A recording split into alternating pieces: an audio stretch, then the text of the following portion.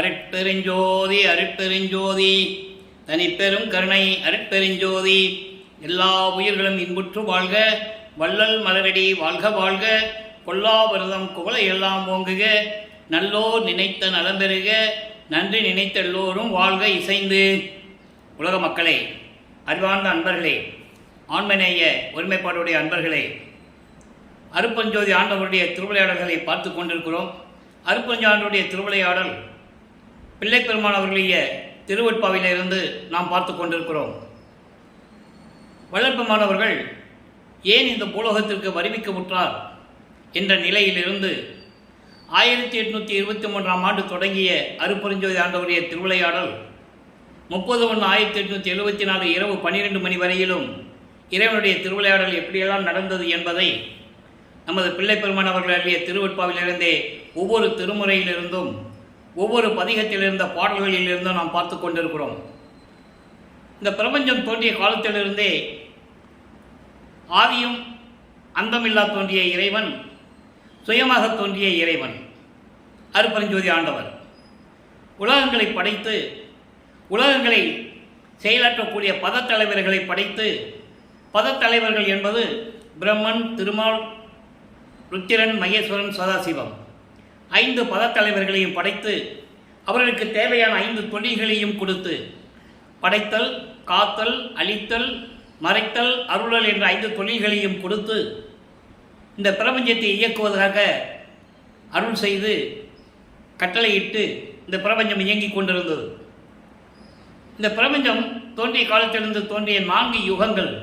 இந்த 4 யுகங்களிலுமே இவங்களுடைய நிலைப்பாடுகள் முடிந்துவிட்டது. அவருடைய ஆட்சி காலம் முடிந்துவிட்டது. கிரேத யுகம், திரேத யுகம், துவார யுகம், கலியுகம். இந்த 4 யுகங்களிலுமே பிரம்மன், திருமால், ருத்திரன், மகேஸ்வரன், சதாசிவம் இவர்களுடைய பணிகள் முடிவடைந்து விட்டது. 5 தொழில்களை செய்கின்ற நிலைகள் மாறிவிட்டது. அப்போ அவர்களுடைய ஆயுள் காலம் முடிந்தவுடனே ஏற்கனவே இந்த யுகங்களில் தோன்றிய சமயங்களும் மதங்களும் மார்க்கங்களும் முடிவுக்கு வந்துவிட்டன. உலக மக்களுக்கு தெரியாது, ஏன்னா யாருமே இதை பற்றி சொல்லலை. நமது வள்ளற்பெருமானவர்கள் தான் திருவெட்பாவிலே நமக்கு தெளிவாக அருளியிருக்கிறார்கள். அப்போது இந்த ஒளி யுகத்திற்கு கலியுகம் முடிஞ்சவுடனே 1900 ஆண்டுகளிலே கலியுகம் முடிந்துவிட்டது என்பது நமது இறைவன் வள்ளற்பெருமானவர்கள் ஏற்கனவே அறிவித்து விட்டார்கள். அப்போது இந்த கலியுகம் முடிந்த பிறகு வள்ளற்பெருமானவர்கள் அறிவித்து விட்டது கலியுகத்தில் 1823ஆம் ஆண்டு. இந்த பிரம்மன், திருமால், ருத்திரன், மகேஸ்வரனுடைய நிலைகள் முடிந்த பிறகு, அவருடைய ஆட்சி காலம் முடிந்த பிறகு சதாசிவம் 5 தொழில்களையும் செய்து கொண்டிருக்கிறார். அப்போ சதாசிவத்தினுடைய ஆயுள் காலம் முடிவடைவதற்கு 51 ஆண்டுகள் இருக்கின்ற காலகட்டங்களில் 51 ஆண்டுகளுக்கு பிறகு இந்த பிரபஞ்சத்தை இயக்குவதற்கு ஒரு ஆள் வேண்டும். அப்போது இந்த உலக மக்களுக்கு ஒரு ஆன்மீக மார்க்க வேண்டும். இப்போ நம்ம சதுரயுகத்தில் இருந்து கொண்டிருக்கிறோம். ஒளியுகம் என்று கூட கூறுவார்கள் வள்ளற்பெருமானவர்கள். அப்போ இந்த யுகத்திலே வாழ்கின்ற மக்களுக்கு ஒரு ஆன்மீக மார்க்கம் வேண்டும். அந்த மார்க்கம் சமரசமாக இருக்க வேண்டும். உலக மக்கள் அனைவரும் அந்த மார்க்கத்திலே இணைந்து ஒற்றுமையுடனும் முரண்பாடுகள் இல்லாமல், சண்டை சச்சரவுகள் இல்லாமல் இன்புற்று வாழ வேண்டும் என்பதற்காகவே அருட்பெருஞ்சோதி ஆண்டவர் சுத்த சன்மார்க்கத்தை உருவாக்கி அதை தன் மகன் கையில் கொடுத்து பூலோகத்திற்கு ஒரு தாயின் வழியாக வருவிக்க செய்ய வேண்டும். அதற்காக தன் அருளால் ஒரு ஆண்மகனை பெற்றெடுத்து செல்வப்பிள்ளை என்று பெயரிட்டு வளர்த்து கொண்டிருக்கிறார். காலங்கள் நெருங்குகிறது. அப்போ இந்த நிலையில் தனது மகனை பூலோகத்திற்கு ஒரு தாயின் வழியாக வருவிக்க செய்தார். தனது மகன் அந்த உபசாரத்தால் பெற்ற தாய் என்பால் ஒருத்தியின் கருவறையிலே இருக்கும்போது அந்த கருவறையிலே இறைவனுடைய திருவிளையாடல் எப்படி நடந்தது என்பதையும் பார்த்துவிட்டோம். இதுவரையிலும் 264 பதிவுகளை பார்த்திருக்கிறோம். அதாவது எபிசோடு சொல்லுவாங்க, எபிசோடு 264 எபிசோடை பார்த்தாச்சு. இன்றைக்கி 265வது எபிசோடு. அந்த பதிவிலே எப்படியெல்லாம் திருவிளையாடல் நடந்தது என்பதை நாம் ஒவ்வொரு திருமுறையிலிருந்தும் ஒவ்வொரு பதியத்திலிருந்தும் பார்த்து கொண்டிருக்கிறோம். ஆக தனது மகன் அந்த தாயின் கருவறையிலே இருக்கும்போது இறைவனுடைய திருவிளையாடல் எப்படியெல்லாம் நடந்தது என்பதை அந்த விளக்கங்களை எல்லாம் நாம் ஏற்கனவே பார்த்து விட்டோம். இருந்தாலும் ஒரு சுருக்கம், ஏன்னா தினமும் அதை சொல்லி தான் ஆகணும். இன்றைக்கி புதுசாக பார்க்குறவங்களுக்கு தெரியணும்ல, ரெகுலராக தினமும் பார்க்குறவங்களுக்கு தெரியும். அந்த தாயின் கருவறையிலே நமது குழந்தை இறைவன் பிண்ட வடிவத்திலே இருக்கும்போது பௌதீக வடிவம் என்று கூறுவார் வல்லப்பமானவர்கள். அந்த நிலையிலே கருவறை என்ன இது இருட்டாக இருக்கிறதே அப்படின்னு சொல்லும்போது தந்தை தன் மகனுக்கு ஒளி காட்டியதையும் வெளிச்சம் கட்டுறார். இருட்டாக இருக்குதுன்னு சொல்கிறாரு, தந்தை அங்கே வெளிச்சம் கட்டுறார் மகனுக்கு. வெளிச்சத்தை கண்டவுடனே மகன் மகிழ்ந்து கொண்டிருக்கிறார் கருவறையிலே. பசின்னு சொல்லும்போது தந்தை தன் மகனுக்கு அருளமுதம் ஊட்டுகிறார்.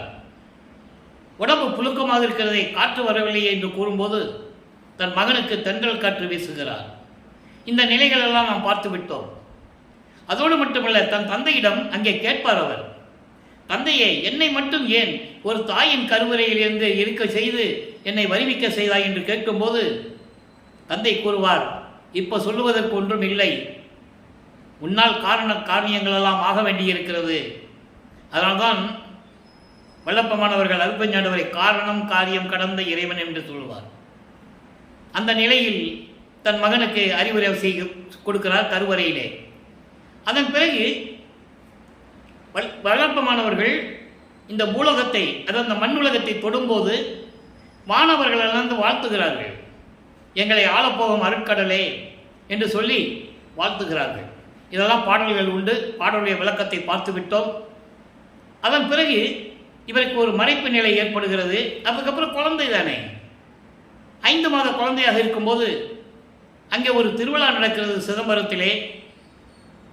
இந்த நமது குழந்தையையும் எடுத்து செல்லுகிறார்கள், குழந்தை இறைவனை. அவங்களுக்கு தெரியாது இந்த குழந்தை இறைவன் குழந்தைன்னு தெரியாது, இறைவனால் வருவிக்க விட்ட குழந்தைன்னு அவங்களுக்கு தெரியாது. அந்த நிலையில் இருக்கும்போது சிதம்பரத்திலே தன் மகனுக்கு சிதம்பர ரகசியத்தை காட்டியதையும், சிதம்பர ரகசியம் என்பது வெட்ட வெளியாக காட்டியது. அதை பாடல்களிலே கூறுவார். தில்லை தளத்தடையே திரை தூக்க தரிசித்த போது வேய்வகை மேல் காட்டாதே எந்தனக்கே வெளியாய் காட்டிய மெய்புறவா மெய்ப்பொருளே என்று கூறுவார். ஆக தன் மகனுக்கு அப்படியெல்லாம் அருள் செய்துவிட்டு அதோடு அவருக்கு மறைப்பு நிலையை கொடுத்து விடுகிறார்.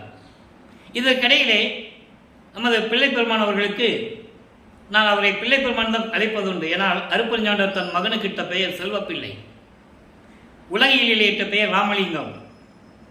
அந்த ராமலிங்க பெயர் எங்கே பேர் வச்சாங்கன்னா, மருதூர் பக்கத்தில் பின்னலூர்னு ஒரு கிராமம் இருக்குது. அங்கே ராமலிங்கேஸ்வரர் கோயில்னு ஒரு கோயில் இருக்குது. அந்த கோயில் தான் ராமையா பிள்ளைக்கும் சின்னையம்மையர்களுக்கும் குலதெய்வம். அங்கே போய் தான் தன் மகனுக்கு ராமலிங்கம் என்ற பெயரிட்டு மொட்டை போட்டு கடுக்கானெல்லாம் போட்டாங்க. அப்போ அந்த கடுக்கானை யார் கழட்டுறது? அருட்பெருஞ்சாண்டவர் தான் கழட்டுவார். அதில் நம்ம விளக்கத்தையெல்லாம் பார்த்துட்டோம். ஒரு திருடன் விடத்தில் வந்து கழட்டுவார் என்ற விளக்கத்தையெல்லாம் நம்ம பார்த்துட்டோம். அதன் பிறகு அங்கே மருதூரிலிருந்து ராமையா பிள்ளை அவர்கள் மரணமடைந்த பிறகு சின்னைமை அவர்கள் குழந்தைகளை அழைத்து கொண்டு பொன்னேரிக்கு செல்லுகிறார். அங்கே உறவினர்களிடம் இருக்க முடியாத ஒரு சூழ்நிலை. அப்படியே சென்னைக்கு வந்து குடியேறுகிறார்கள். அவர்கள் ஏழுகணர் பகுதியிலே வீரசாமி முதலியார் தெருவிலே இருக்கின்ற ஒரு வீட்டில் குடியேறுகிறார்கள். இப்போ நமது பிள்ளை பெருமானவர்கள் குழந்தை இறைவன் வளர்ந்து கொண்டிருக்கிறார். இந்த 1823ஆம் ஆண்டு தொடங்கிய திருவிளையாடல் 1874 ஆண்டுகள் வரை 51 ஆண்டுகள் திருவிளையாடல் நடக்குது. அருட்பெருஞ்சாண்டவருடைய திருவிளையாடல் ஏன்றதை நம்ம போக போக பாடல்களை பார்க்க போகிறோம். அதனால தான் அவரை வருவிக்க விட்டார் என்பதை அருட்பெருஞ்சோதி அகவலிலே நாம் ஏற்கனவே விளக்கங்கள் பார்த்திருக்கிறோம். ஆன்ற சன்மார்க்கம் அணிபெற என்னைத்தான் ஈன்று அமுது அளித்த இனிய நற்றாயே என்று கூறுவார். உலக மக்களை எல்லாம் சன்மார்க்கத்தில் இணைத்து உலக மக்கள் எல்லாம் ஒற்றுமையாக வாழ வேண்டும், இன்புற்று வாழ வேண்டும் என்ற நிலையை உலக மக்களுக்கு தெரியப்படுத்த வேண்டும் என்பதற்காகத்தான் நான் வருவிக்க விட்டேன், இறைவனால் வருவிக்க விட்டேன் என்று கூறுவார். அகத்தை கருத்து புறத்தை வெளுத்திருந்த உலக அனைவரையும் சகத்தை திருத்தி என்பது ஒன்றும் தெரியாதவங்களை சமயங்களிலும் மதங்களிலும் மார்க்கங்களில் ஈடுபட்டு கொண்டு அந்த நெறிமுறைகளை பின்பற்றி கொண்டு மாறுபட்ட கருத்துக்களால் ஒருத்தர் மோதிக்கொண்டும் சண்டையிட்டு கொண்டும் வீணாக அழிந்து போகிறார்களே என்று சொல்லி அந்த மக்களை எல்லாம் திருத்தி எல்லாரையும் சன்மார்க்கத்தில் சேர்த்து திருத்தி எல்லாரையும் சன்மார்க்கத்தை அடைவித்திட அவரும் இகத்தை பரத்தை பெற்று மகிழ்ந்திடுவதற்கே உலக மக்களெல்லாம் இன்புற்று வாழ வேண்டும் என்பதற்காகவே என்னை உகத்தே இறைவன் வருவிக்க உற்றேன். இறைவனால் வருவிக்க உற்றேன். இறைவனாக வருவிக்க உற்றேன். அருளை பெற்றேனே. இந்த உகத்தே என்பது இந்த கலியுகத்தில் அதை தெளிவாக நமக்கு அருளியிருக்கிறார்கள் வல்லப்பெருமானவர்கள். இப்போ இந்த முதல் 8 ஆண்டுகளில் வருவிக்க உற்ற 8 ஆண்டுகளில் அவர் எந்த அருளையும் பெற முடியாமல் தவித்து கொண்டிருக்கிறார். ஏன்னா அவர் யாருன்னு அவருக்கு தெரியாது. ஏதோ உலகியலில் நம்ம ஒரு தாய்க்கும் தகப்பனுக்கும் பிறந்து வந்திருக்கோம் அப்படின்னு தான் அவர் நினச்சிட்டு இருக்கிறாரு. ஆனால் அவர் மனம் அப்படி இல்லை. பள்ளிக்கூடத்தில் சேர்க்குறாங்க, படிக்க முடியாதுன்னு வந்துட்டார். அப்போ வீட்டில் குழந்தைய கண்டிப்பாங்கல்ல, ஏன்ப்பா பள்ளிக்கூடத்தில் சேர்த்தா பள்ளிக்கூடத்துக்கு போக மாட்டேன்ற, படிக்க மாட்டேன்றன்னு சொல்லும்போது இவர் மனம் எப்படி துன்பப்படுகிறது என்பதை பிற்காலத்தில் பாடல்களிலே நமக்கு அள்ளி இருக்கும்போது அதை நாம் பார்த்து கொண்டிருக்கிறோம். அப்போது அந்த நிலை மாறிய பிறகு 9வது ஆண்டில், அதாவது 2வது 8, முதல் 8 8 வருஷத்துக்குள்ளே முடிஞ்சு போச்சு. வருவிக்க விட்டு 8 வருஷத்துக்குள்ளே ஒன்று பிரயோஜனம் இல்லை, வீணாக போச்சு. 9வது ஆண்டு இறைவன் தன் மகனை ஆட்கொள்ளுகிறார். அதை பாடல்களிலே கூறுவார். ஆண்டாறு 3 ஆண்டிலே ஆட்கொண்ட அருள்கடலே என்று கூறுவார். 6 + 3 9. 6ஆம் திருமுறையில் சொல்லுவார் 6ஓடு 3வது ஆண்டிலே என்று கூறுவார். ஆக இறைவன் தன்னை ஆட்கொண்டது 9வது ஆண்டில் என்பது நமக்கு தெளிவாக அருளியிருக்கிறார்கள் வல்லற்பெருமானவர்கள். அதன் பிறகு வருவிக்க உற்ற மகன் என்று தெரிந்துவிட்டது. இறைவன் ஞானத்தை கொடுத்துவிட்டு, மகனே காரணம் காரியங்கள் எல்லாம் உனக்கு முன்பருவம் பின்பருவம் காட்டி அருள் செய்வேன் என்று கூறிவிட்டு மறைந்து விடுகிறார். இப்போ சமயங்களும் மார்க்கங்களும் மதங்களும் சூழ்ந்திருந்த காலகட்டங்களில் இவரும் ஒரு சைவ நெறி கொண்ட ஒரு குடும்பத்திலிருந்து வருவிக்க உற்றதனால் அதனால் ஏற்பட்ட சொந்தங்கள், வருவிக்க உற்றதனால் ஏற்பட்ட சொந்தங்கள். வல்லப்பெருமானுக்குன்னு சொந்தம் எதுவும் கிடையாது. பேரனோ பேத்தியோ அதெல்லாம் ஒன்றும் கிடையாது. அதை நீங்கள் நல்லா புரிஞ்சுக்கணும். அப்போது இந்த நிலைகள் இருக்கும்போது இறைவனால் மகன் வருவிக்க உற்றவன் என்ற நிலை தெரிந்த பிறகு சிவபெருமானை எப்படி முறையீடு செய்கிறார்? ஏன்னா சைவ சமயத்தின் தலைவன் சிவபெருமான். சைவ சமயத்தின் அடையாளம் திருநீர் பூசிக்கொள்வது, உத்தராட்சமலை போட்டுக்கொள்வது, இறைவனை பார்த்து நமச்சிவாயா சிவாய நமா, ஓம் சிவாயா சிவசிவாய் என்று போற்றி பாடுவது, வேள்வி வளர்த்து இந்த சமயங்களில் கூறப்பட்ட அத்தனை சம்பிரதாயங்களையும் சடங்குகளையும் வைத்துக்கொண்டு இறைவனை வழிபடுவது, இப்படியெல்லாம் நடைமுறையில் இருந்து கொண்டிருக்கிறார் நமது பிள்ளை பெருமானவர்கள். வேற எதுவுமே அவருக்கு தெரியாது. சுத்த சன்மார்க்கம் இருக்கிறது தெரியாது. அருப்பஞ்சோதி ஆண்டவர் யாருன்னு அவருக்கு தெரியாது. சிவபெருமான் தான் கடவுள் என்று சொல்லி சிவபெருமானை முறையீடு செய்கிறார். 9வது ஆண்டிலிருந்து 12 ஆண்டுகளுக்குள் இந்த நிலை தொடர்கிறது. அப்போ 1ஆம் திருமுறை உருவாகிறது. திருவடி புகழ்ச்சி, விண்ணப்ப கழிவென்பா, சிவநேச வெண்பா, மகாதேவ மாலை, திருவருள் முறையீடு, வடிவட மாணிக்க மாலை, இங்கித மாலை, 8 பதியங்கள் உருவாகிறது. அப்போ 6வது பதியத்திலிருந்து திருவருள் முறையீட்டிலிருந்து 232 பாடல்களை நாம் பார்த்து விட்டோம். சிவபெருமானை எப்படி வழிபடுகிறார்? நீ என்னை வருவிக்க செய்துவிட்டு அருளை கொடுக்க மாட்டேன் சொல்லுகிறாயே, நான் எங்கே செல்வேன்? நான் யாரிடம் போய் அடைக்கலம் போகுவேன் என்றெல்லாம் முறையீடு செய்வார். அந்த விளக்கங்களை எல்லாம் பார்த்து விட்டோம். இப்போ தந்தையிடம் கேட்டு எந்த விதமான பலனும் இல்லை என்பதனால் அவர் மனம் ஒருவேளை அம்மையை பற்றி பாடினால், வடிவுடையம்மனை பற்றி பாடினால் அருள் கிடைக்குமோ என்ற ஒரு எண்ணத்தில் வடிவுடையம்மனை பற்றி பாடுகிறார். வடிவுடை மாணிக்க மாலை உருவாகிறது. வடிவுடை மாணிக்க மாலை மொத்தம் 100 பாடல்கள். இதுவரையில் 40 பாடல்களை பார்த்துருக்கிறோம். இன்றைக்கி 41வது பாடல். ஒவ்வொரு பதியத்துக்கும் ஒரு வித்தியாசம் தெரியும். அதனால தான் நம்ம 1ஆம் திருமுறையிலிருந்து வரோம். வல்லப்பெருமானவர்கள் 16 ஆண்டுகளுக்குள் எப்படி இருந்தார், 24 ஆண்டுகளுக்குள் என்ன நடந்தது, 32வது ஆண்டில் இறைவனிடம் எப்படி அருளை பெற்றுக்கொண்டார், அப்போ சுத்த சன்மார்க்கத்தை பெற்ற பிறகு அவருடைய நிலை என்ன, இப்படியெல்லாம் நம்ம பார்த்துக்கிட்டு இருக்கோம். அப்போ நம்ம ஆரம்பத்திலிருந்து தான் வரணும். திருவிளையாடல்னா ஆரம்பத்திலிருந்து தான் வரணும். இப்போ வடிவடை மாணிக்க மாலை 41வது பாடல். போற்றிடுவோர்த்தம் பிழை 1000 பொறுத்து அருள் செய்து வீற்று ஒளிர் ஞான விளக்கே. வடிவடமனை பற்றி சொல்கிறார். ஞான விளக்கே மரகதமென் கரும்பே ஏற்று ஒளிர் ஒற்றி இடத்தார் இடத்தில் இலங்கும் உயர் மாற்று ஒளிரும் பசும் பொன்னே வடிவுடை மாணிக்கமே. பாடலுடைய விளக்கம் பாருங்க. போற்றிடுவோர் தம் பிழை 1000 பொறுத்து, உன்னை வணங்குகின்றவர்களுடைய பிழைகள், தவறுகள், குற்றங்கள் 1000 இருந்தாலும் சரி, அத்தனை முழுவதுமாக மன்னித்து அருள் செய்து பரிபூரணமாக ஒளி வீசிக் கொண்டிருக்கின்ற ஞான விளக்கே, என் அம்மையே, வடிவுடை மாணிக்கமே,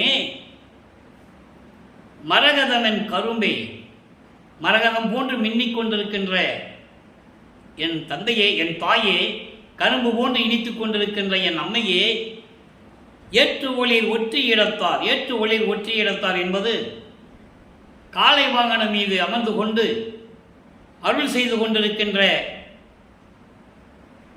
தியாகராஜ பெருமானுடைய இடது பக்கத்தில் விளங்கிக் கொண்டிருக்கின்ற ஒப்பில்லாத, அதாவது மாற்று இல்லாத பசும் பொன்னே, சுத்த தங்கம் போன்று விளங்கிக் கொண்டிருக்கின்ற என் அம்மையே, வடிவுடை மாணிக்கமே, எனக்கு விரைவில் வந்த அருள்வாயாக என்று சொல்லி இந்த பாடலை அருளியிருக்கிறார்கள். ஆக தந்தையை பற்றி சொல்லியாச்சு, இப்போ அம்மையாச்சேன்னு சொல்லியாச்சு, அம்மையார்கிட்டையும் சொல்லியாச்சு. எந்த விதமான பதிலும் இல்லை. இப்படியே 16 ஆண்டுகள் கடந்து கொண்டிருக்கிறது. வளர்ப்பமானவர்களுக்கு 16 ஆண்டுகள் முடிந்து விட்டது. 2/8 முடிஞ்சு போச்சு. இப்போ 3வது அடியெடுத்து வைக்கிறார். 3ஆம் திருமுறை உருவாகிறது.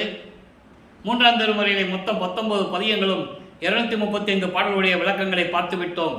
அதனுடைய ஒரு சுருக்கம். இப்போ இறைவனை பற்றி, இப்போ தியாகராஜனை பற்றி பாடுவார். காலங்கள் கொஞ்சம் மாறும். முன்னால் திருமலை வயல் போகிறாரு, திருவள்ளி தாயத்துக்கு போவார்.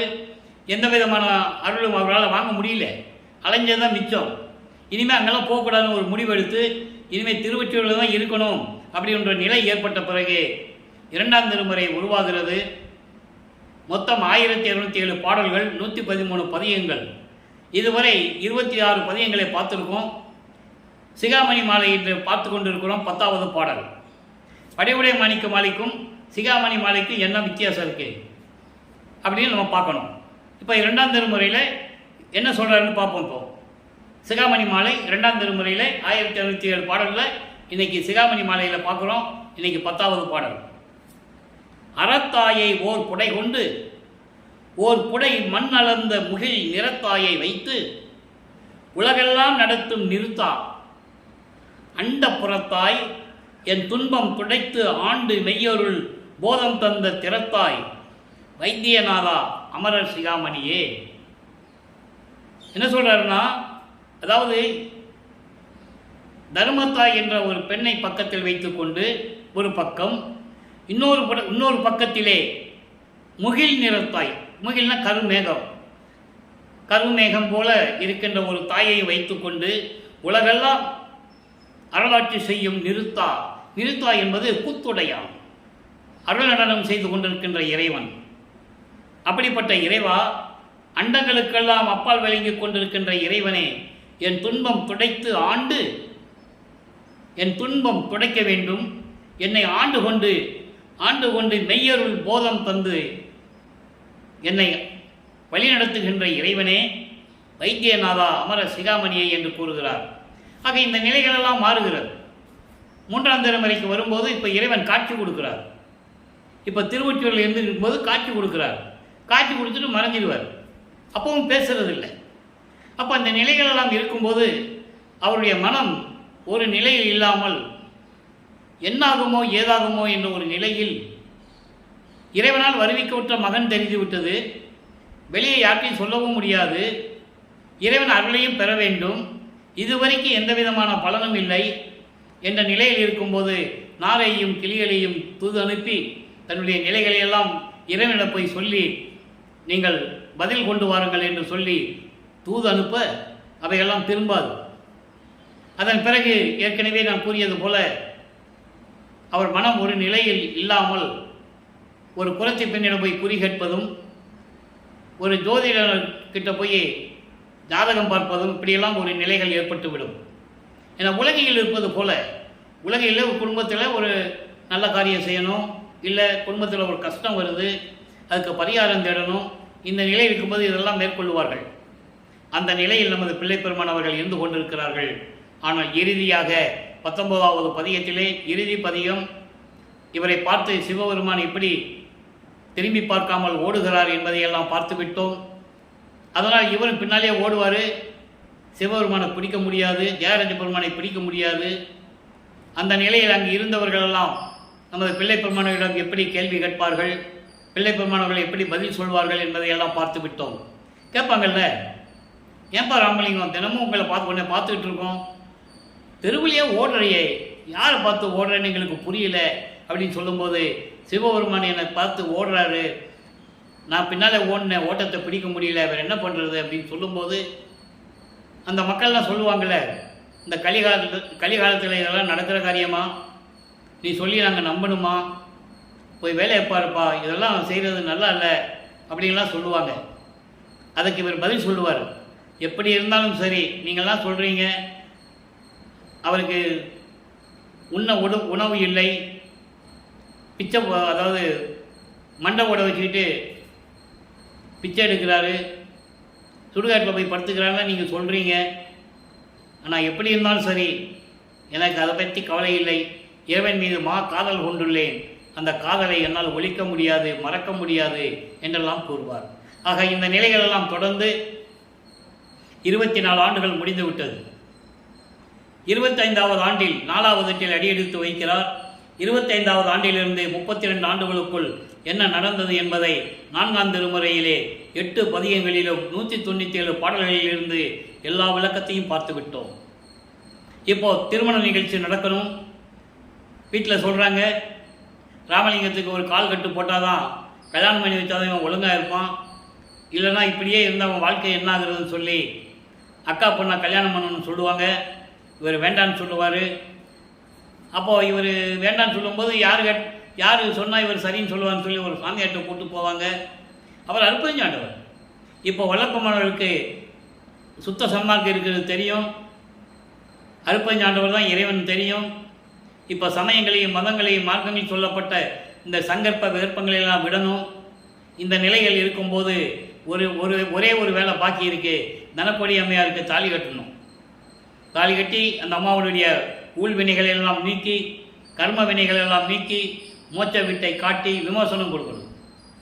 அந்த நிலை உருவாகும் போது திருமண மண்டபத்திலே பிரம்மன், திருமால், ருத்திரன், மகேஸ்வரன் போன்ற தேவர்களும் பதத்தலைவர்களும் தேவர்களும் ரிஷிகளும் முனிவர்களும் மணமக்களை வாழ்த்துவதற்காக அங்கே அமர்ந்திருக்கிறார்கள். அப்போ இவர் தேடுறார், அம்மாவும் அப்பாவும் வரலையும் தேடுறார். அற்புதஞ்சாண்டவரையும் சிவகாமி வள்ளியும் வரல என்று தேடும்போது அவர் மனம் எவ்வளவு துன்பப்பட்டது என்பதை பாடல்களின் மூலமாக அந்த விளக்கங்களை எல்லாம் நாம் பார்த்து விட்டோம். அதன் பிறகு அற்புதஞ்சாண்டவரும் சிவகாமி வள்ளியும் 2 குதிரை மாட்டின தேரில் வந்து எப்படி மணமக்களை வாழ்த்தினார்கள் என்ற பாடல்களுடைய விளக்கங்களை எல்லாம் பார்த்து விட்டோம். இந்த நிலையில் இப்போ இல்லற வாழ்க்கையை துறந்து சமயங்களில் கூறப்பட்ட, மார்க்கங்களில் கூறப்பட்ட, மதங்களில் கூறப்பட்ட சங்கற்ப விகற்பங்களை எல்லாம் விட்டுவிட்டு வெள்ளாடை அணிந்து முக்காடு போட்டு ரூம்பு போட்டி அந்த அறைக்குள்ள இருக்கிற உட்கார்ந்துக்கிட்டு கதவை சாதிட்டார். இனிமேல் நான் எங்கேயும் போகிறதில்லை, எங்கே திருவொற்றியூர், திருமுல்லைவாயில், திருவெல்தாயத்தெல்லாம் போட்டு புரோஜனம் இல்லை, இறைவன் வரட்டும் அப்படின்னு சொல்லி கதவை சாத்தி உள்ளே உட்கார்ந்த உடனே இறைவன் மகனுடைய நிலையை பார்த்து, இனிமேல் மகனை காக்க வைப்பதில் அர்த்தமில்லை, நியாயமில்லை என்று கருதி விண்ணுலகத்திலிருந்து பூலோகத்திற்கு அருப்பெருஞ்சோதி ஆண்டவர் திருவழியாக எப்படியெல்லாம் கால் வலிக்க நடந்து வந்து கதவை திறந்து தன் மகனுக்கு அருளை கொடுத்தார் என்பதை அற்பகாச மாலையிலே 100 பாடல்களிலே பார்த்து விட்டோம். அதன் பிறகு பிரசாத மாலையை பார்த்தோம். அங்கே முத்தேகத்தை கொடுத்தது, தத்துவங்களை கடப்பதற்கான சக்தியை கொடுத்தது, அந்தங்களை கடப்பதற்கான சக்தியை கொடுத்தது, ஐம்பூதங்களை கடப்பதற்கான சக்தியை கொடுத்தது, எல்லாவற்றையும் பாடல்களிலே பார்த்து விட்டோம். பிரசாத மாலையிலே தான் இனிமேல் மகனே உனக்கு திருநூறு தேவையில்லை என்று சொல்லியதையும், உன் உடம்பை திருநீர் உடம்பு தான் என்று சொன்னதையும், திருநீர் உடம்பு, திருநீர் வாசம் வீசுகிற உடம்பு என்பது பிரவண தேகம், சுத்த தேகம் மல்லிகை மனம் உண்டு, மல்லிகை மலர் மனம் உண்டு, ஞான தேகத்துக்கு கற்பூர மனம் உண்டு. இப்படியெல்லாம் திருவருட்பாவிலே அருளி இருக்கிற விளக்கத்தை எல்லாம் நாம் பார்த்து விட்டோம். இப்போ பத்தி மாலையிலே ஏம சித்தியை பெறுவதற்காக எப்படி திரும்ப வர்றாரு என்பதை வல்லப்பமானவர்கள் அருளியதை பார்த்து கொண்டிருக்கிறோம். பத்தி மாலை 4ஆம் திருமுறை 5வது பதிகம் 6வது பாடல். பாடலை நல்லா கவனிங்க. ஆண்டவா, என் அருள் அருமை அறியாதே திரிந்தேன். எப்போ 9வது ஆண்டு ஆட்கொண்ட பிறகு இறைவனுடைய அருள் அறியாமை தெரியாமல் நான் திரிந்தேன். அன்று ஒரு நாள் இரவில் மறுத்த பிழை அத்தனையும் பொறுத்து நான் சிறு பருவத்திலே இருக்கும்போது சமயங்களிலும் மதங்களிலும் மார்க்கங்களில் ஈடுபட்டு கொண்டு அந்த சங்கற்ப விகற்பங்களிலே ஈடுபட்டு கொண்டு திருநீறு பூசிக்கொண்டும் உத்தராட்ச மாலையை போட்டுக்கொண்டும் நான் செய்த அந்த பிழைகளை அத்தனையும் பொறுத்து அன்று ஒரு நாள் இரவில் மீண்டும் விரும்பி அன்போடு என்னிடம் வந்து வேண்டி என்னை அருகே அழைத்து, வாமகனை என்று அருகே அழைத்து, திரும்பவும் என் கரத்தே. அதான் திரும்பவும். ஏன்னா ஏமசித்தி கொடுக்கறது பாக்கி இருக்குது. ஏமசித்தியை வாங்கினா மேலே போக முடியும். தத்துவங்களை கிடக்கிறது, அந்தங்களை கிடக்க எல்லாம் கொடுத்தாச்சு. ஏமசித்தி என்பது 2 வகைப்படும். ஏமசித்தி என்பது என்ன நினைக்கிறோமோ அது கண்முன்னால் வந்து நிற்கும். தங்கம் செய்யலாம், வெள்ளி வரும், மரகதம் வரும், என்ன வேணாலும் வரும். எங்கே நினைக்கிறோமோ அந்த இடத்துல போய் இருக்கலாம், பறக்கலாம், எல்லா வேலையும் செய்யலாம். தத்துவ சித்தி என்று கூட சொல்லுவார்கள் வல்லப்பமானவர்கள். தத்துவ வெற்றி, தத்துவ சித்தி எல்லாம் உண்டு. அப்போ அதை வாங்குவதற்கு திரும்பவும் என் கரத்தை மிக அளித்த அருள் வண்ணம் வினை உடையேன் மனமும் காண்தகைய கண்களும் விட்டு அகலாதே இன்னும் காண்கின்றதாயினும் நீ என் முன் எழுந்தருளி வாமகனை என்று அழைத்து இந்த அருளை பெற்றுக்கொள் என்று திரும்பவும் என் கரத்திலே கொடுத்து அந்த அருள் பாங்கு இருக்கிறதே, அது என் மனமும் நான் கண்ட காட்சியும் என் கண்களை விட்டு இன்னும் அகலாத நிலையில் இருக்கின்றது. இருந்தாலும் என் கருத்து உருகக் காணேன். என் கருத்து உருகக் காணேன். கருத்து என்பது உள்ளம். என் உள்ளம் இன்னும் உருகவில்லை காணேன் என்று சொல்லுகிறார். காரணம், இன்னும் சுத்த சன்மார்க்கம் வாங்கலை. சுத்த சன்மார்க்கம் வாங்கினாதான் தயவும் கருணையும் எல்லாம் வரும். உயிர் இரக்கம், உயிர் நேயம் எல்லாமே வரும். ஆக என் உள்ளம் உருகவில்லையே, ஈண்டு உருகா கரடும் இதற்கு உருகல் அறிதல்லவே.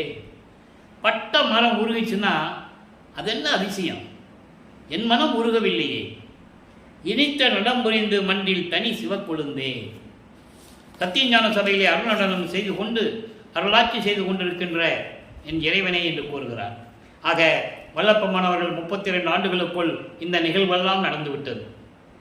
முதல் 8 ஆண்டுகளில் ஒன்றுமே இல்லை, அவர் யாருன்னே அவருக்கு தெரியாது. 2வது 8இல் 16 ஆண்டுகளுக்குள் சிவபெருமானையும் வடிவடையம்மனை பற்றி பாடி எந்த விதமான பலனும் இல்லை.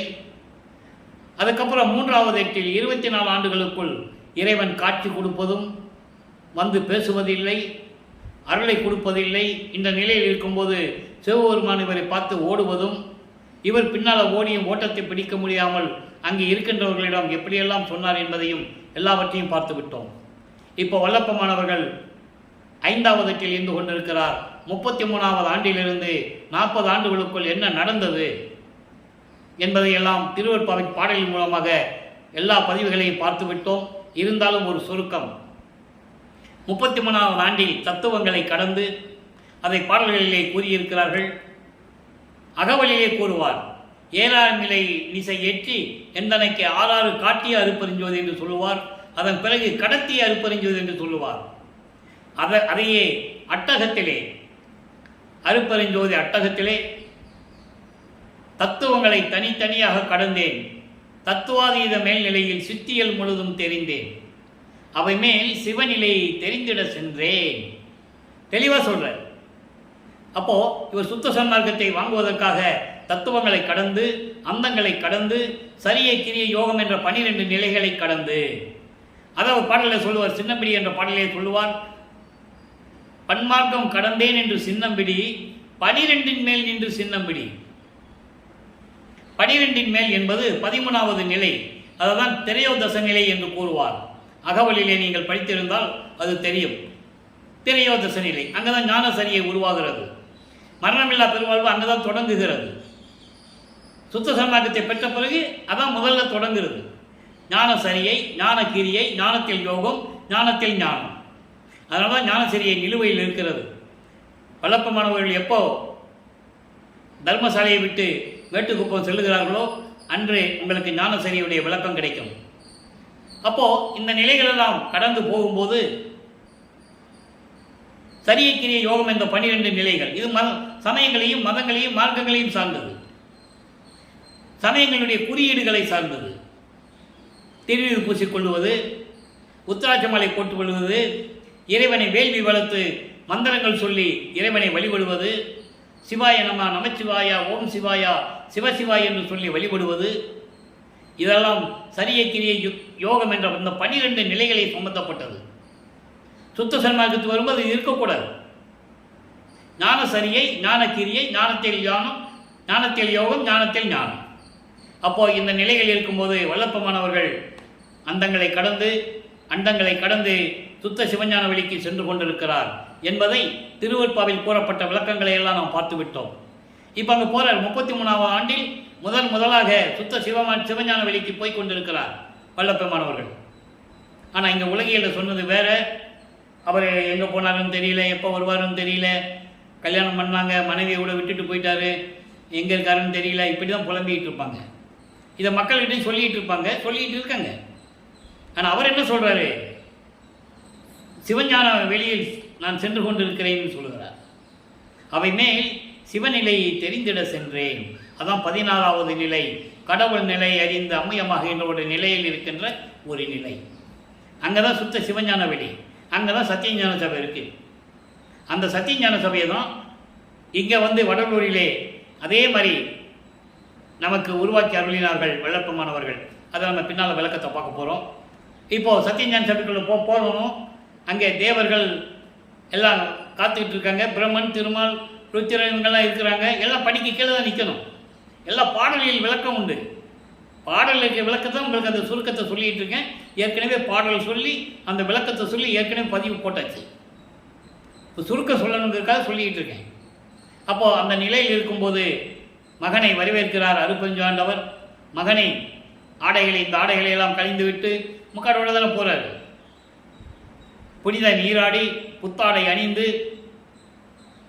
மங்கள கோலத்துடன் வருவாயாக என்றெல்லாம் கூறி 2.5 நாளிகைக்குள் உனக்கு மணிமகுடம் சூட்ட வேண்டும் மகனை என்று சொல்ல, அங்கே இருக்கின்ற சிங்காசனத்திலே மகனை அமர வைத்து மணிமுடி சூட்டி, மகனே சுத்த சன்மார்க்கம் இனிமேல் உன் மார்க்கம். அதனால தான் வல்லப்பவன் சொல்வார், அது என் மார்க்கம் என்று சொல்லுவார். சுத்த சன்மார்க்கத்தை தன் மகனுக்கு கொடுத்து, சுத்த சன்மார்க்கத்துடைய நெறிமுறைகளை எல்லாம் தன் மகனுக்கு கற்றுக் கொடுத்து, சாகா கல்வியை கற்றுக் கொடுத்து, அதான் சுத்த சன்மார்க்க ஞானம் என்பது. சாகா கல்வி என்பது சுத்த சன்மார்க்கத்தின் ஞானம். சுத்த சன்மார்க்கத்தின் ஞானம் என்பது சுத்த சன்மார்க்கத்துடைய நெறிமுறைகள். அதையெல்லாம் தன் மகனுக்கு கற்றுக் கொடுத்து, பூலோகத்துக்கு சென்று வா மகனே என்று சொல்லி பூலோகத்திற்கு அனுப்பிவிட அவர் கருங்குழியிலே உறைவிடமாக கொண்டிருக்கிறார். இப்போ வல்லப்பமானவர்கள் 6வது எட்டில் இருந்து கொண்டிருக்கிறார்.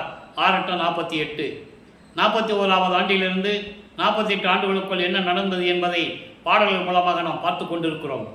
கருங்குழியில் இருக்கின்ற வரைக்கும் பாடல்களிலே எப்படியெல்லாம் தந்தையை வரவழைக்கிறார், தந்தையிடம் எப்படியெல்லாம் உரையாடல் செய்கிறார் என்பதையும், இனிமேல் ஜீவகாரிய ஒழுக்கம் உருவாக வேண்டுமே, அதற்கு ஒரு தர்மசாலையை நிறுவ வேண்டுமே என்ற நோக்கத்தில் நமது பிள்ளை பெருமானவர்கள் பார்வதி மக்களிடம் ஏற்கனவே பேசியபடி அந்த இடத்தை பெற்றுக்கொண்டு இப்போ இருக்கிற தர்மசாலை பார்வதி மக்களிலிருந்து பெற்றுக்கொண்டு ஒரே நாளிலே தர்மசாலையை நிறுவி 23/5/1867 ஆண்டு தர்மசாலையை நிறுவி அன்றே அணை அடுப்பை மூட்டி உணவு சமைத்து பசியோடு வருகின்றவர்களுக்கு பசியை போக்கி கொண்டிருக்கிறார். நம்மளையெல்லாம் காத்து கொண்டிருக்கின்ற, படைத்து காத்து கொண்டிருக்கின்ற, 5 தொழில்களையும் செய்து கொண்டிருக்கின்ற, இந்த பிரபஞ்சத்தை இயக்கி கொண்டிருக்கின்ற நமது பிள்ளை பெருமானவர்கள். இந்த நிலைகள் தொடர்ந்து இருக்கும்போது 1869ஆம் ஆண்டு ஏற்கனவே நீதிமன்றம், ஏன்னா அந்த காலகட்டத்தில் நடந்தது ஒரு சுருக்க மக்கள்கிட்ட சொல்லணும். நீதிமன்றத்திலே 1869ஆம் ஆண்டு வழக்கு தொடர்ந்தார் ஆறுமுக நாவலார் என்பவர். முத்துசாமி ஐயர் என்ற ஒரு வழக்கறிஞரை நியமித்து வழக்கு தொடர்ந்து விட்டார்கள். அதனுடைய சாராம்சம், படலூரிலே ராமலிங்க பிள்ளை என்ற ஒருவர் எந்த கல்லூரியிலும் இலக்கண இலக்கியம் கற்றுக்கொள்ளாமல், புலவர் பட்டம் பெறாமல், திருவருட்பா என்ற பாடல்களை இயற்றிக்கொண்டு அதற்கு திருமுறைகள் என்று பெயரிட்டுக் கொண்டிருக்கிறார்.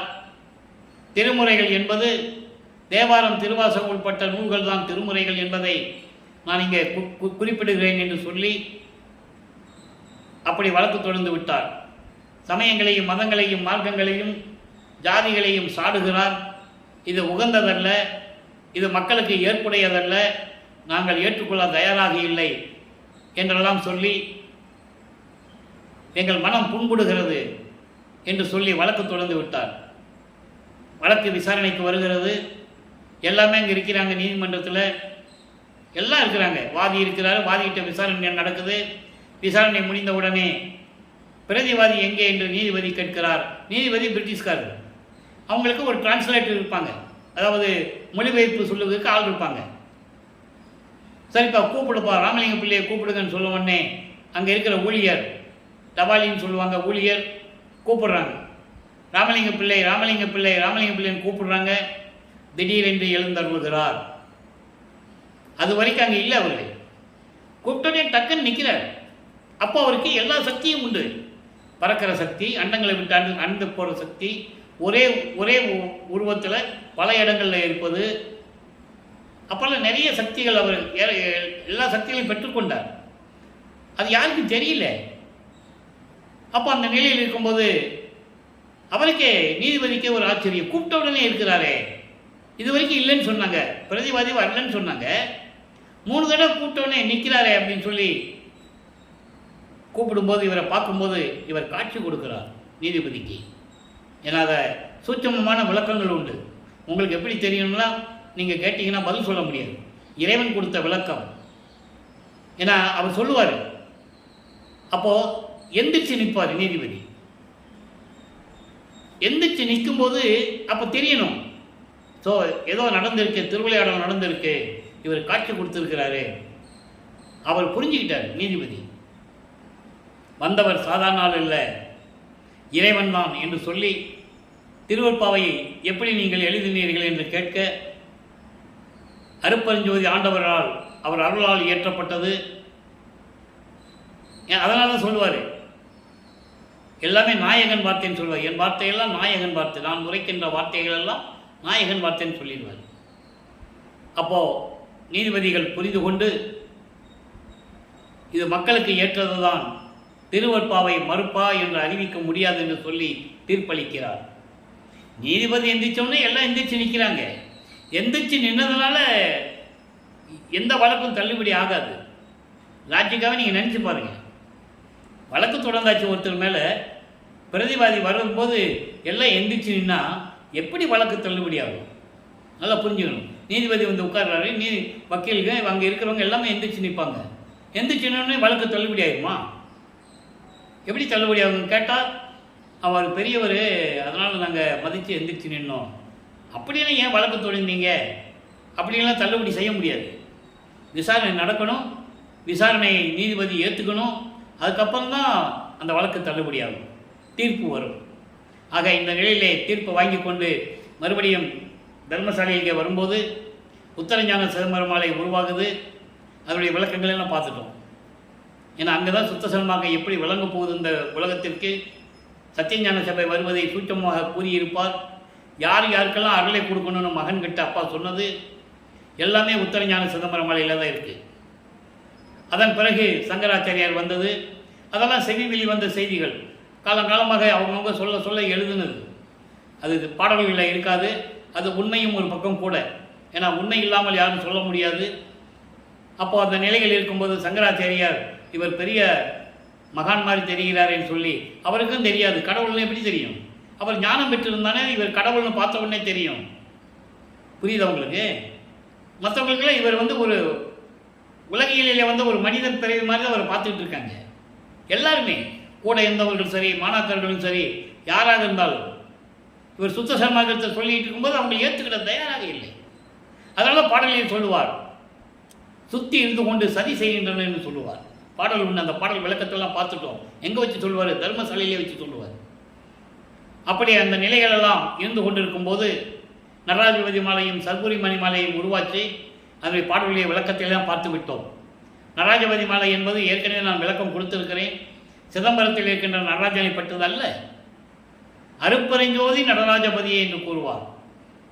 நல்லா புரிஞ்சுக்கணும். சிதம்பரத்தில் இருக்கின்ற நடராஜன் சமயத்தினுடைய தலைவன், சிவபெருமானுடைய ஒரு பகுதி. நடராஜன், சிவபெருமான், தியாகராஜ பெருமான், மாசிலாமணி, சொக்கநாதன், மகாலிங்கம், இவங்கெல்லாம் ஒரு குரூப்பு. ஒரே ஆளுக்கு இத்தனை பெயர்கள் உண்டு, அவ்வளோதான். அந்தந்த இடத்துக்கு வச்சு பெயர் வச்சுக்கிட்டாங்க. அதான் வல்லப்பமான் சொல்லுவார்.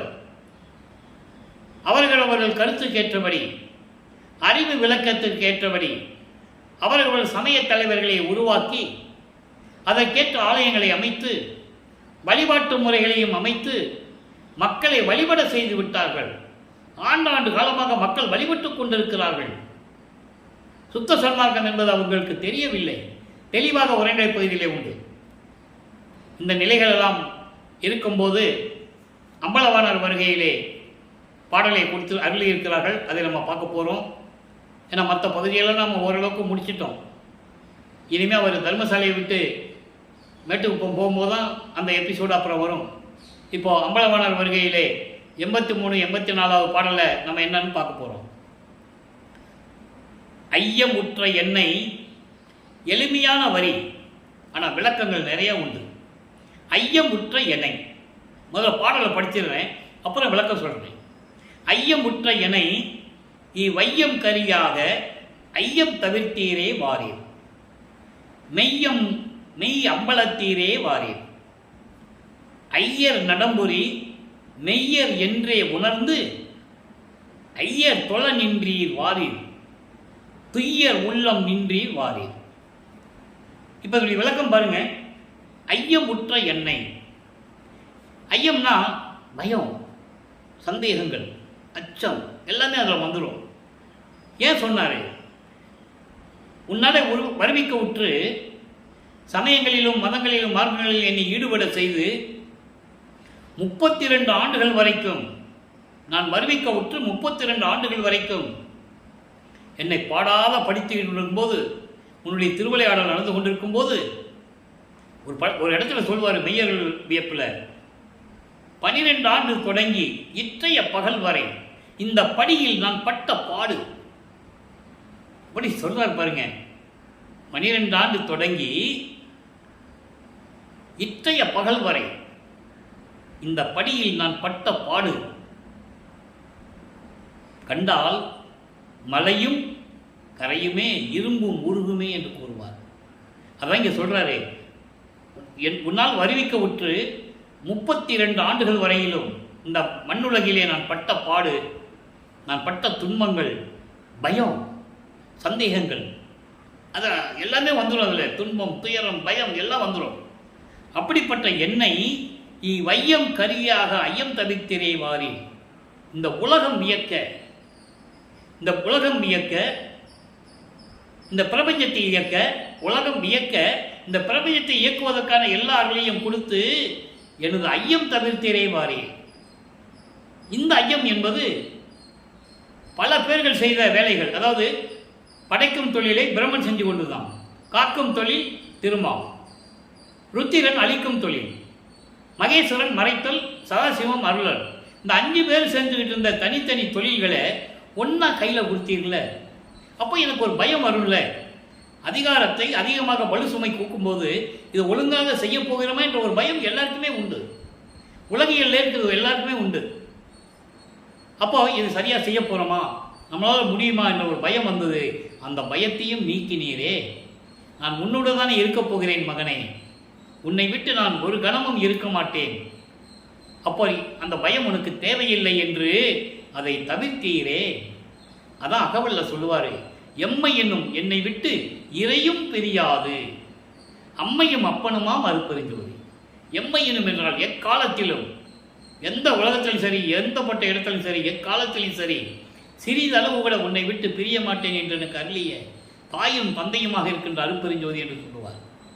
அதை தான் இங்கே சொல்கிறாரு. ஐயம் தவிர்த்தீரே வாரீர், மெய் அம்பலத்திரே வாரீர். மெய் அம்பலம் என்பது திருச்சிற்றம்பலம், சுத்த சிவஞான வெளி. சுத்த சிவஞான வெளியில் இருக்கின்ற இறைவனே வாரீர் கூப்பிடுறார். இங்கேருந்து தர்மசாலையிலேருந்து கூப்பிடுறாரு. காலங்கள் நெருங்கிட்டு இருக்கே, 48 ஆண்டுகள் முடிய போகுது, நீ 3 ஆண்டுகள் தான் பாக்கி இருக்கு. அப்போ 2 பேரும் ஒன்றா இருக்கணுமே. சித்தி விழாவத்துக்கு போகணும், பேர் உபதேசம் பண்ணணும், கொடி கட்டணும், ஞானசரியை மக்களுக்கு சொல்லணும், அகவலை மக்களுக்கு கொடுக்கணும். அதுக்கப்புறம் இறைவன் அருப்பஞ்சாண்டவர் வந்து மகனோட இரண்டரை கலந்துக்கணும். மறைத்தார்ல, கதவை போட்டிட்டு மறைஞ்சிட்டாருன்னு சொன்னாங்க. நோ, அப்படிலாம் சொல்லக்கூடாது. இறைவன் வந்து மகனோட இரண்டரை கலந்து கொண்டாருன்னு சொல்லணும். காலமாக அதையே சொல்லிட்டு இருக்காங்க. கதவை பூட்டிட்டாரு, மறைஞ்சிட்டாரு. ஏன் சொல்லணும்? இறைவனாயிட்டன்னு சொல்லிட்டு போக வேண்டியதானே. அவர் தானே சொல்றாரு, சுவாமி என் துறை என் உயிர் நாயகனா இன்று நான் இருக்கும் இடத்தில் வந்து அமர்கின்றார். இந்த ஒரு பாடல் போதும், கடைசி பாடல் 6ஆம் திருமுறையில் நான் இருக்கும் இடத்தில் அமர்கின்றார். அப்படின்னா அந்த ஊர் செய்யல 10க்கு 10 ரூமு, பின்சாரம் 2.5 நாளிகைக்குள் என் பேர் உடம்பில் கலந்து பிரியாது இருப்பார். தட்ஸ் ஆல் யுவர் ஆனர்னு சொல்கிற மாதிரி அது எல்லாம் முடிஞ்சிச்சு சப்ஜெக்டே. அதை தான் இங்கே சொல்கிறாரு. அந்த மாதிரி சொல்லும்போது மெய் அம்பலத்தீரே வாரில் அடுத்து சொல்கிறார் பாருங்க, ஐயர்னா இறைவன் அருப்பஞ்சோதி ஆண்டவர் நடம்பொறி மெய்யர் என்றே உணர்ந்து, அருப்பெருஞ்சோதி ஆண்டவர் தான் உண்மையான கடவுள் என்று உணர்ந்து ஐயர் தொலை நின்றி வாரீர். ஐயர் என்பது 5 பேர், பிரமன், திருமால், ருத்திரன், மகேஸ்வரன், சதாசிவம். இவங்கெல்லாம் வணங்குகிறார்கள். காரணம், திரும்ப எப்படியாவது அந்த தொழிலை வாங்கிடணும்னு சொல்லி தவம் இருக்கிறார்கள். இந்த தவத்தை கண்டு அருப்பஞ்சாண்டவர் திரும்பி கொடுத்துடக்கூடாதுன்னா நீ என்னோட வந்துடணும்னு சொல்கிறார். வேற வழி இல்லாமல் அருப்பஞ்சாண்டவர் மகனோட கலந்து கொள்கிறார். அதை ஒரு பாடலிலே கூறுவார். இந்த அணுக்கள் எல்லாம் தவம் இருந்து அருள் ஒளியால் சிறிதளவு அருளை பெற்றுக்கொண்டு இந்த வையகத்துக்கும் வானத்துக்கும் மனம் போடி திரிந்தவர்கள், மனம் போனபடி திரிந்தவர்கள். தேன் முகன்றவர் போல், தேனை முகந்து உண்டவர் போல். தேனை உள்ளங்கையில் வச்சுக்கிட்டு மோந்து பார்த்துக்கிட்டே இனிப்பா இருக்குன்னு சொன்னால் எப்படி இருக்கும்? சாப்பிட்டா தானே இனிப்பா இருக்கிறது தெரியும். அந்த நிலையில் இருந்து கொண்டிருக்கிறார்கள். அதோடு மட்டுமல்ல, விளையாடான் என்ற சிறுபிள்ளை கூட்டம் என்று கூறுவார். விளையாடான் என்ற அந்த சிறு குழந்தைக்கு எப்படி விளையாடணும் கூட தெரியாது, பச்சிலம் குழந்தை. அந்த நிலையில் இருந்து கொண்டிருக்கிறார். சொல்றாரு யாரு? ருத்திரரும் பிரம்மரும் விண்ணோரும் வேந்தரும் மத தலைவர்கள், அருகர்னா இறைவனால் அனுப்பப்பட்ட தூதுவர்கள். புத்தரை பெயர் வச்சே சொல்லுவார். புத்தர் போன்றவர்களெல்லாம், புத்தர் போன்ற மத தலைவர்கள் எல்லாம் இறைவனுடைய அருள் ஒளியால் சிறிதளவு ஆற்றலை பெற்றுக்கொண்டு, அப்ப இறைவன் அவங்களுக்கு அருளை கொடுத்திருக்கிறார் சிறிதளவு. ஆரந்தமில்லை பாடல்கள் உண்டு, அந்த விளக்கத்தையெல்லாம் நம்ம பார்த்துட்டோம். ஏன் இங்கே சொல்றோம்னா, ஐவர் தொலன் வரும்போது அதை சொல்ல வேண்டியிருக்கு. அப்போ பிரம்மன், திருமால், ருத்திரெல்லாம் போய் வணங்குகிறார்கள், இறைவனை வணங்குகிறார்கள். இந்த உலகத்தை 5 தொழிலையும் தன் மகனுக்கு கொடுத்த பிறகு, வள்ளற்பெருமான் பெற்றுக்கொண்ட பிறகு வள்ளற்பெருமானை வணங்குகிறார்கள். எங்களை ஆளப்போகும் அருள் கடலே என்று எப்போ பூலோகத்திற்கு வருவிக்கப்பட்ட அன்று நாள் என்று சொன்னார்களோ, அதன் பிறகு சுத்த சன்மார்க்கத்தை பெற்று எல்லா அருளையும் பெற்ற பிறகு, பிரபஞ்சத்தை இயக்கக்கூடிய அருளை பெற்ற பிறகு, 5 தொழிலையும் தன் தந்தையிடமிருந்து பெற்ற பிறகு, இந்த பிரம்மன், திருமால், ருத்திரன் இவங்கெல்லாம் வள்ளற்பெருமானை வழங்குகிறார்கள். பாடல் உண்டு, யாரும் மறுக்க முடியாது. வாலி என்று என்னை மாலையனைய வாரி வந்து அருட்பெயர் ஆளி என துதித்து ஏத்த புரிந்தாய். அற்புதம், நீடூழி அன்றே என்றும் சாதாவரமும் உகந்தளித்தாய். வாலி மன்றோங்க மறுபெருஞ்சோதி நின் மன்னருளே என்று கூறுவார். ஆக இந்த நிலையில் இருந்து கொண்டிருக்கிறார் வல்லப்பெருமான் என்பதை நான் பதிவு செய்ய கடமைப்பட்டிருக்கிறேன். காரணம், வல்லப்பெருமான் அவர்கள் இந்த பூலோகத்திற்கு வருவிக்க உற்று 202 ஆண்டுகள் முடிந்துவிட்டது. 203வது ஆண்டில் நாம் இருந்து கொண்டிருக்கிறோம். சுத்த சன்மார்க்க காலத்தில் இருந்து கொண்டிருக்கிறோம். ஒளி யுகத்தில் இருந்து கொண்டிருக்கிறோம். அருப்பெருஞ்சோதி ஆண்டவரை பெற்றிருக்கிறோம். எவ்வளவு பாக்கியம் பண்ணியிருக்கோம் தெரியுமா? நம்ம அற்புதமான கடவுளை பெற்றுக் கொண்டிருக்கிறோம். அப்போ இந்த நிலையில் இருக்கும்போது வள்ளற்பெருமானை அவர்களெல்லாம் வந்து வணங்குகிறார்கள். அது மட்டுமா? ஒரு பாடல மட்டுமா? எத்தனை பாடல்கள்! அயனும் மாலும் துருவி நிற்க எனக்கே அடிமொழிகள் காட்டுவித்து அடிமை கொண்ட பதியே, அலை வாரதியில் அயனும் மாலும் துருவி நிற்க எனக்கே அடிமுடிகள் காட்டி வைத்து அடிமை கொண்ட பதி என்று கூறுவார். இறைவனுடைய அடியை முடியும் யாருமே பார்த்ததில்லை. அப்படிப்பட்ட நிலையில் எனக்கு மட்டும் காட்டி எனக்கு அருளை கொடுத்தாயே என்று கூறுவார். அதான் அகவல்ல சொல்லுவாரு, ஆதியும் அந்தமும் அறிந்தனை நீயே ஆதி. அப்படி படிக்கணும் அந்த பாடலை. ஆதியும் அந்தமும் அறிந்தனை நீயே ஆதி, எல்லாவற்றையும் தெரிந்து கொண்டாய் மகனே, அதில் நீதான் முதலாளு, நம்பர் 1 நீதான் என்றாலே அது புரிஞ்சதை சொல்லுவாரு. அதான் இங்க சொல்றாரு, அப்படிப்பட்ட ஐவர்களும் வந்து தொலை நிற்கின்ற இறைவனே துய்யர் உள்ளம் நின்றி வாரே. முக்கியமான இடம். துய்யர் என்பது சுத்த சன்மார்க்கத்தை சேர்ந்தவர்கள். அவர்கள் உள்ளத்தில் இருந்து கொண்டிருக்கின்ற இறைவன் அருப்பெருஞ்சோதி. அதெல்லாம் ஒரு பாடல சொல்வாரு, கொலையும் குலையும் தவிர்த்தாரே, கொலையும் குலையும் கல்லாரை. அதாவது 6ஆம் திருமுறையில் 42வது பதிகம் கண்டேன் கழித்தேன் ஒரு பதியத்தில் சொல்லுவார், கொலையும் குலையும் தல்லாரை தழுவானை கொல்லா விரதம் தன்னை கொண்டார் தம்மை தல்லானை கொலையும் குலையும் தல்லாரை தழுவானை. அதான் கொலையும் குலையும் தவிர்த்தவர்கள் மட்டும் உள்ளே பூவும் என்று சத்தியஞான சபையிலே நமக்கு அறிவுறுத்தினார்கள் பிள்ளைப்பெருமானவர்கள். அதுதான் இங்கே சொல்றார், துய்யர் என்பது சுத்த சன்மார்க்கத்தை சேர்ந்தவர்கள். சுத்த சன்மார்க்கத்தை சேர்ந்தவர்கள் நிச்சயமாக கொலையும் குலையும் தவிர்த்திருப்பார்கள். அவனுக்கு உயிர் இரக்கம் இருக்கும், உயிர் நேயம் இருக்கும், ஜீவகாரிய ஒழுக்கத்தில் இருந்து கொண்டிருப்பான். தன்னால் முடியவிட்டாலும் கூட இறைவனிடம் விண்ணப்பம் வைப்பான், இறைவனே என்னால் இந்த ஜீவனுக்கு பசியாற்ற முடியவில்லை, நீ பார்த்துக்கொள். அதான் துய்யர், சுத்த சன்மார்க்கத்தை சேர்ந்தவன். அவர்கள் உள்ளத்தில் விளங்கி கொண்டிருக்கின்ற இறைவனே இங்க வாரி. அதான் ஒரு பாடல சொல்லுவாரு, நீ அங்க இருக்கிற, நான் இங்க இருக்கிறேன், கூப்பிட்டுக்கிட்டே இருக்கிறேன், நம்ம 2 பேரும் ஒரு இடத்துல இருக்கணும்னு சொல்லுவார். அப்போ அவர் சொல்லுவார், அப்போ நான் ஒரு இடம் பாரு அப்படின்னு அவர் சொல்லுவார். நான் என்ன பார்க்கறது, நீ வா என் கூட வா அப்படின்னு சொல்லுவார். அப்போ இங்கே வாரின்னு கூப்பிட்டாருல வந்துடுவார். அந்த உடனே அப்பனும் பிள்ளையும் சேர்ந்து தான் அங்கே போவாங்க. சித்தி விழாதாரம் சொல்கிறோம்ல, மேட்டுக்குப்போம், அந்த இடத்துக்கு போவாங்க. அந்த விளக்கத்தை பின்னால் பார்ப்போம். துய்யர் உள்ளம் நின்றீர் வாரி, சுத்த சன்மார்க்கத்தின் உள்ளத்தில் விளங்கி கொண்டிருக்கின்ற இறைவனே வாரீர் என்று கூறுவார். அன்பர்களே, இறுதியான ஒரு விளக்கம், முடிவான விளக்கம், அனுபவ மாலை 147வது பதிகம் 6ஆம் திருமுறை அனுபவ மாலையிலே 41வது பாடலை இன்னைக்கு பார்த்து போகிறோம். மொத்தம் 100 பாடல்களை கொண்டது. அனுபவ மாலை என்பது தன்னுடைய அனுபவங்களை மாலையாக தொடுத்து, அதாவது பாடல்களாக தொடுத்து உலக மக்களுக்கு அருளி இருக்கிறார்கள் வல்லப்பமானவர்கள். அற்புதமான பாடல்கள். தன்னை மனைவியாகவும் இறைவனை கணவனாகவும் வர்ணனை செய்து அதை ஒரு தோழியிடம் சொல்லுவது போல, உள்ளத்திடம் சொல்லுவது போல உலக மக்களுக்கு அருளியிருக்கிறார்கள். நான் ஏற்கனவே கூறியது போல, காதல் என்று சொன்னால் அங்கே ஒரு ஆணும் பெண்ணும் இருக்க வேண்டும். அந்த நிலையில்தான் இறைவன் மீது எப்படி காதல் கொண்டிருந்தார், இறைவன் எப்படி வந்து இவருக்கு அருளை கொடுத்தார், உண்மையான இறைவன் யார் என்ற நிலையெல்லாம் அனுபவ மாலையிலே உண்டு. இறைவன் எப்படிப்பட்டவர், அப்படிப்பட்ட இறைவனுக்கு நான் எப்படி மனைவியானேன்.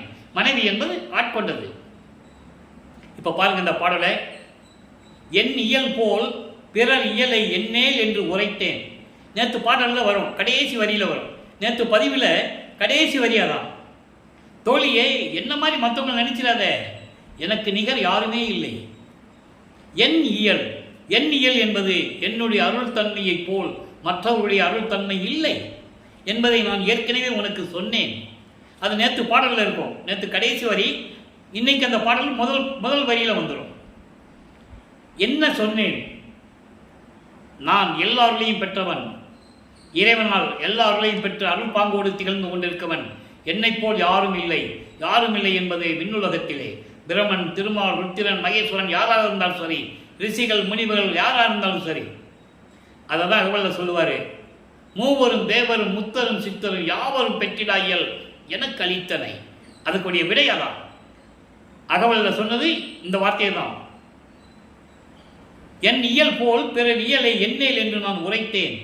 அப்படின்னு என்ன அர்த்தம், யாரும் எனக்கு நிகர் கிடையாது, எனக்கு யாரும் நிகர் கிடையாதுன்னு சொல்லுவாரு. ஒரு பாடல்ல சொல்லுவாரு, செத்து செத்து பிறக்கும் தேவர்கள் என் முன் வழியிலர் என்று சொல்லுவார். எப்படிப்பட்ட இறைவன் வளர்ப்புமான், எவ்வளவு அருளை பெற்றவர். ஒரு சாதாரண ஒரு வட்டத்துக்குள்ள நிப்பாட்டிட்டாங்களே, மனம் வருந்துகிறது. அப்படி கண்கள் அப்படி தண்ணி வருது. அப்படிப்பட்ட ஒரு இறைவனை 203 வருடங்களாக ஒரு மனிதனாகவே சித்தரித்து ஒரு வட்டத்துக்குள்ள நிற்க வச்சு என்ன சொல்றாரு? நான் யாருக்கும் நிகரில்லாதவன், செத்து செத்து பிறக்கும் இந்த தேவர்கள் என் முன் வழியில் என்று சொல்லுவார். பாடல் உண்டு, யாரும் மறுக்க முடியாது. தேவர்கள்லாம் பிறக்கணும், அந்த பிறக்கிறதுக்கான ஆயுள் காலம் முடிஞ்சோடனே சாகணும், திருப்பி ஒரு அவதாரம் எடுக்கணும். அதான் சொல்லுவார், பிராமணர்கள் அதாவது பிரம்மக்கள் என்று சொல்லுவார். பிரம்மக்கள், பிரம்மரும் திருமாலும் இந்திரனும் யாராக இருந்தாலும் சரி, ஒரு அவதாரத்தில் அவங்க பிறக்கணும், அதோடு அவங்க அவதாரம் முடிஞ்சு போச்சு, திருப்பி வரணும். நாரணர்கள் என்று சொல்லுவார் திருமாலை. நாரணர்கள் என்றால் அவன் பல பல அவதாரங்கள் எடுத்தவன், அதனால் சொல்லுவார். ஆக எல்லார் என் இயல் போல் அல்ல, என் இயல் போல் பிறர் இயலை எண்ணீரே என்று உரைத்தேன். உங்ககிட்ட சொன்னேன். உலக மக்கள் சொல்றாரு, உலக மக்களே, என்னுடைய அருள் தன்மை என்பது மற்றவர்கள் போல அல்ல, நான் எல்லாவற்றையும் உயர்ந்தவன் என்று நான் சொன்னேன். இருமாப்பால் உரைத்தனன் என்று எண்ணியிடையில் மடவாய். மடவாய்னா தோழி, தோழிகிட்ட சொல்வது போல உலக மக்கள் சொல்றாரு, உலக மக்களே, நான் ஒரு ஆணவத்தோடோ அகங்காரத்தோட இதை நான் சொல்லவில்லை, சொல்லுகிறேன் என்று நீங்கள் நினைக்க வேண்டாம். ஆணவத்தோடோ அகங்காரத்தோடோ நான் சொல்றேன் நீங்கள் நினைக்க வேண்டாம். இது உண்மை. என் தந்தை எனக்கு கொடுத்த அருள் பாங்க அப்படி, அந்த நிலையிலிருந்து கொண்டு நான் சொல்லுகிறேன். பண்ணிய நான், அதான் சொல்றேன், எல்லா அருளை பெற்ற நான், எல்லா அருளை பெற்ற நான் என் பதியின் பற்று அல்லது வேறொரு பற்று அறியே. என் இறைவனிடம், என் கணவனிடம் இருக்கின்ற பற்றை தவிர வேணா யாரிடமும் பற்று இல்லை என்று சொல்லுவார். அதான் ஒரு பாடலிலே சொல்லுவார், என்றே மெய்கண்ட நான் மற்ற பொய்கண்ட தெய்வங்களை மேவுவேனோ அப்படின்னு சொல்லுவார். மறந்தும் என்ற நாவால் உரைக்க மாட்டேன் சிறு தெய்வ நாமங்களை. அதை தான் இங்கே சொல்றாரு. என் தந்தையிடம் மட்டும்தான் எனக்கு பற்று உண்டு, வேற யார் மீதும் எனக்கு பற்று இல்லை. உற்றவரும் மற்றவரும் பொருளும் உன்னிய என் உயிரும் எனது உடலும் எனது உணர்வும் உயிர் உணர்வால் அடையும் சுகமும் திருச்சிற்றம்பலத்தை மன்னியதே. எனது உடல் பொருள் ஆவி அத்தனையும், எனது உணர்வுகள் அத்தனையும் எல்லாமே திருச்சிற்றம்பலத்தில் பொருந்தியது, திருச்சிற்றம்பலத்தில் பொருந்தியது. ஆகையினால், ஆதலால், ஆதலில் நான், இங்க பாருங்க, அற்புதமா சொல்றார் பாருங்க. யாரும் இந்த விளக்கம் நீங்க எங்கேயும் நீங்க வாங்கியிருக்க முடியாது, யாரும் சொல்லியிருக்க முடியாது. என்ன சொல்றார் பாருங்க, நான் பெண் மகளும் அல்ல, வரும் ஆண் மகனும் அல்லே. நான் பெண் மகளும் அல்ல, நான் பெண் அல்ல. இப்ப நான் உங்ககிட்ட பேசிட்டு இருக்கிறேன், இந்த ஆண் மகனும் இல்லை, சொல்லிட்டு அலியும் அல்ல நான். ஆக பெண், ஆண், அலி என்ற 3 வகுப்பு பிரிவுகளை அன்றே வல்லப்பமார்கள் அறிவிவிட்டார்கள். ஆக நான் பெண் அல்ல, ஆணும் அல்ல, அலியும் அல்லேன் சொல்லிட்டு சொல்றார் பாருங்க, இது குறித்து என்று அறியே. அப்ப 3 இல்லைன்னா என்ன அர்த்தம்? அருவமாக இருக்கின்றவர், ஜோதியாக இருக்கின்றவர். இன்று இது குறித்து என்று அறியே. இதை பற்றி நீ என்ன நினைக்கிற? இறைவன் என்று நினை. நான் ஆண்மகனும் அல்ல, பெண்ணும் அல்ல, அழியும் அல்ல, எனக்கு உருவமே இல்லை என்று சொல்லுகிறார். அதான் பிரவண தேகம். எனக்கு மாதிரி தெரியும், பிடிக்க முடியாது. சுத்த தேகம், சுத்த தேகம் என்பது இருக்கும், நிழல் படாது. ஞான தேகம் என்பது அறிவும் உருவமும் சேர்ந்தது. ஆக எல்லா தேகத்தையும், அதனால் சொன்னாரு, நான் பெண் அல்ல, ஆண் அல்ல, அழியும் அல்ல. அப்படின்னா என்ன அர்த்தம்? நான் இறைவன் நிலையில் இருந்து கொண்டிருக்கின்றவன் என்று உலக மக்களுக்கு பறைசாட்டுகிறார் வல்லப்பமானவர்கள். இந்த உண்மையெல்லாம் மக்களுக்கு யாருக்குமே தெரியாது, யாருமே சொல்லலை. திருவருட்பாவில் கூறப்பட்ட அத்தனை உண்மைகளையும் மறைத்து விட்டார்கள். கூட இருந்தவர்களும் சரி, இவரை சுற்றி இருந்தவர்களும் சரி, பின்னால் வந்து மேடையிலே பேசுகின்றவர்களும் சரி, வல்லப்பனுடைய நிலையை, உலக மக்களுக்கு உண்மையான ஒரு நிலையை மக்களிடம் சொல்லவில்லை என்பதுதான் வேதனையான விஷயம். வல்லப்பமானவர்கள் அருப்பஞ்சோதி ஆண்டவர், இறைவன் என்ற ஒரே நிலையில் இருக்க வேண்டும் என்பதற்காக என சுத்த சன்மார்க்கத்துடைய முதல் கோட்பாடே இறைவன் ஒருவன். அப்போ வல்லற்பமான அருட்பெருஞ்சாண்டவர் தனித்தனியாக நம்ம சொல்ல முடியாது. தன் மகனாக அருட்பெருஞ்சாண்டவர் தன் மகனாக வருவிக்க செய்து இறைவன் ஒருவர் தான் இந்த நிலையை ஏற்படுத்த வேண்டும். அதனால் இறைவனே மகனோட வந்து சேர்றாரு. மகன் போகல, அருட்பெருஞ்சாண்டவர் பிரிந்த சக்தியோடு 51 ஆண்டுகள் பிரிந்த தன் மகனோடு தனது சக்தியோடு மீண்டும் இணைந்து கொள்ளுகிறார். அதுதான் சித்தி வளாகத்திலே நடந்தது. அந்த விளக்கங்களை பின்னாலே பார்க்க போகிறோம். எனவே அன்பர்களே, இதுவரையில் பார்த்த திருவிளையாடலுடைய பதிவுகள் உங்களுக்கு விளங்கி இருக்கும் என்று நான் கருதுகிறேன். எனவே மக்களே, நீங்களும் சுத்த சன்மார்க்கத்தில் இணைந்து அருட்பெருஞ்சோதி அருட்பெருஞ்சோதி தனிப்பெருங்கனை அருட்பெருஞ்சென்ற மகாமந்திரத்தை மட்டும் சொல்லி கொலையும் புலையும் தவிர்த்து நீங்கள் இறைவனிடம் இருந்து எல்லா அருளையும் செல்வங்களையும் பெற்றுக்கொண்டு இந்த வையகத்திலே நீங்கள் வாழ்வாங்கு வாழ வேண்டும், நோயற்ற வாழ்வில் நீங்கள் எல்லாம் வாழ வேண்டும் என்று இறைவனுடைய தயவாலையும் கருணையாலையும் வாழ்த்தி இந்த வள்ளலார் ஊழியன் விடைபெறுகிறேன். மீண்டும் நாளை சந்திப்போம். நன்றி, வணக்கம். அருட்பெருஞ்சோதி அருட்பெருஞ்சோதி தனிப்பெருங்கருணை அருட்பெருஞ்சோதி.